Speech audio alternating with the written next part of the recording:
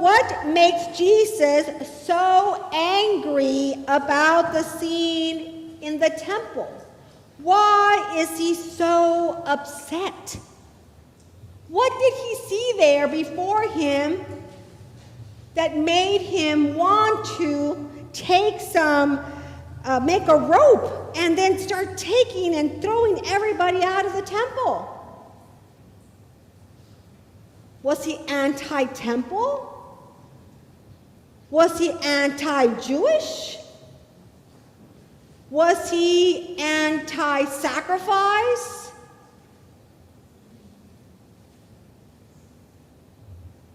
He was a Jew. It was Passover. He was doing what Jewish men were asked and expected to do, which is to go to the temple to make sacrifice. So no, I don't think that was it. He was doing following his religious obligations. So what could he have seen in that space, in that temple, that made Jesus so angry, that caused this reaction? In those days, in order for people to get to the temple, they didn't all live in Jerusalem, right? So they had to travel to get there. So people had to find a way and the means to travel, some far, some further, some near, but they all had to get there. And it cost money to do that, right? And then once you got there, where were you going to stay? Where were you going to live during that time of that Passover? It's not just one day, turn around and go around. There was time. You had to make preparations and meals and all that, right? So that was costly. So here's my imagination. It's not written in the book, so here's my imagination. I just wonder if Jesus gets to the temple and he sees a family full of dust and dirt and kind of ragged, and, kids are there, and dad's trying to buy his dove so he can make a sacrifice, right?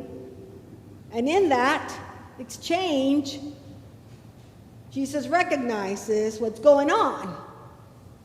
You got to sacrifice, right? So maybe the currency exchangers, because they're coming from another place, so it's not the same lit currency. You got to exchange the money first. So the person who exchanges the money has to take a little cut here, right? And then the person who's selling the dove, well, they got to take a little cut here. And hey, this is a really good time of season, right, when you can raise your rates because you got to do it. So people are taking a cut here, and people are taking a cut there. And who's suffering for this? Who are the ones who have it harder, right? So this poor family, now maybe instead of spending a quarter of the money they thought they would have to spend, are having to spend half or 3/4 of the money they have. So where are they going to do? What's left over? Is it enough for a night's stay somewhere? Is it enough for their meal? Right? Or have they had to give it all so that they could do this exchange here and do what was expected of them? And maybe that's why Jesus got so upset. Because if you think about the gospel and you think of the times when Jesus calls out the religious leaders, it's when he says to them, why are you doing this to my people? Why are you making it so hard for them to be faithful people of God? You keep raising these expectations and making it so hard for them, and you are causing suffering instead of bringing joy to their lives, which is what you're called to do. I don't know. Maybe that's what happened. And it made me think about this because this weekend I had that same kind of experience myself. As many of you know, I have a senior, right, a senior in high school who's graduating. And so my senior was accepted into the University of Texas in Dallas, and he had said he wanted to go there and he'd accepted, but he'd never seen it. So we thought maybe we should go see it before we send him off, right? So we get on the bus, red coach, get on the bus, and this bus picks you up on 5th and Neches, downtown. So we're there waiting for the bus, and within 10 minutes, a couple of people, 3 actually, came over and asked for money, for food and for shelter, and they don't have a place they don't have a home, they don't have a shelter, right? Within 10 minutes, right? Get on the bus, we get on and we get to Dallas, and the next day we go to the orientation. And it was very interesting because one of the questions that one of the people was presenting says, how many of you, because Augustine's interested in global business. And so we're there and says, he's talking about the different careers that you can get with the different degrees they have multiple majors in the business area, right? And how much money they're going to be making if you graduate with this degree and if you graduate with this degree. And, they're just kind of pointing out how much money they're going to make, right?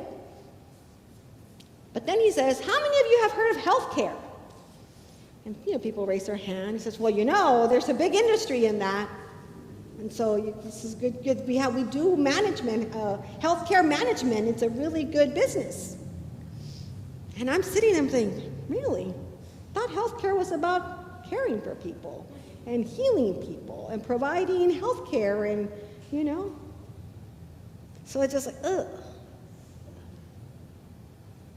We finished the day. Thank goodness he did like it. We're happy.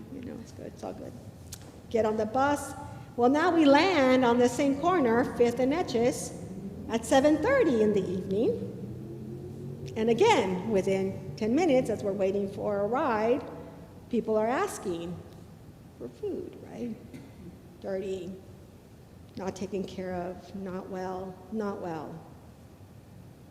But the irony is that we're standing in front of a very fancy hotel. Then we get in the car and we're driving down Congress, and first, down 4th Street and then Congress. And have you been there downtown on a Saturday night? Oh my goodness, the glitter, the fashion, the restaurants, the people dressed to the nines, right? And it is just opulence. And we're driving down in these huge apartment complex and huge fancy hotels with all its glamour and glory.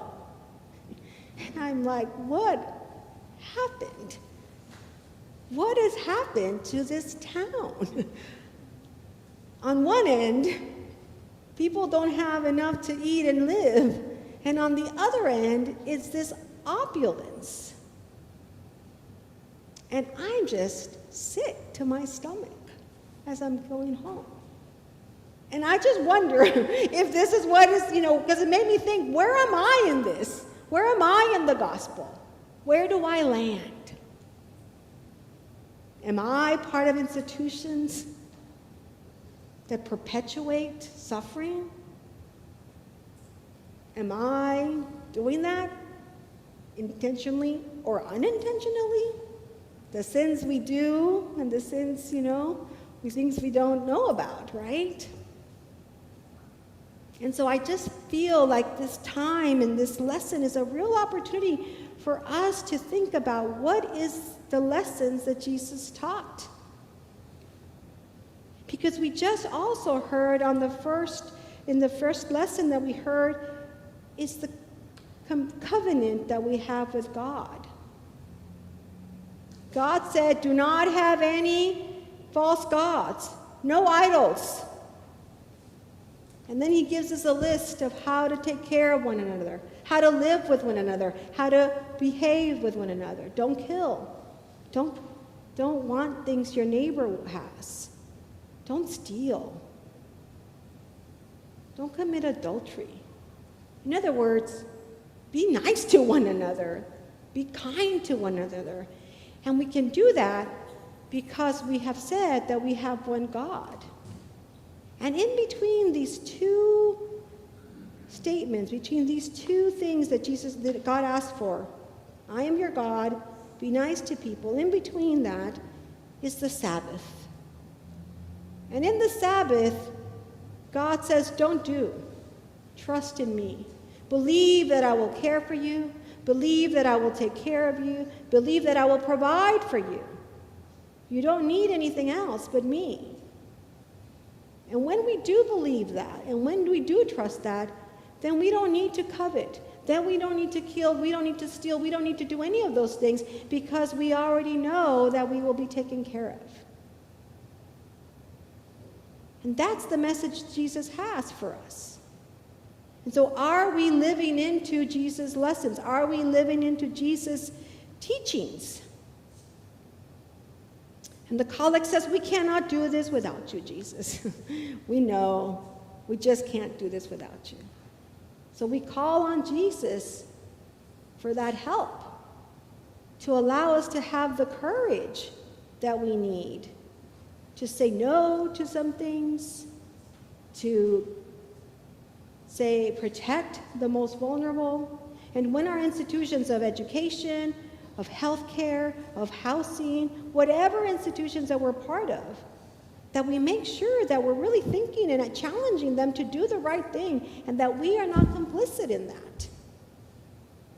And it is difficult because it is comfortable and it is nice to turn away. And I'd rather look at the shiny, clean stars and glittery lights and not look at the part that is the consequences, the sometimes unintended consequences of those who have been pushed out, who have been disregarded. Because we're not about transactions. We're about humans in conversations, in relationship with one another. And so we're not about trying to figure out who can be on top and who's on the bottom. But how can we all have a life that's full of meaning and love and justice and peace? And I say it again, it is hard. But we've been studying the saints over this last couple of weeks. And the thing that struck us as a group this Wednesday was how these saints had said no to the dominant culture. How these saints had said no to what came easy. They said no. And because of that, they created wonderful things for people around them because they were willing to say no. And so I pray during this Lent that we think and reflect, where are we in this gospel? Where do we stand? And ask Jesus to help us, give us the courage that we need to really work towards a place where our institutions, all of them, bring justice and peace and love to all of us, to all of God's people, to all of our brothers, to all of our sisters. Amen.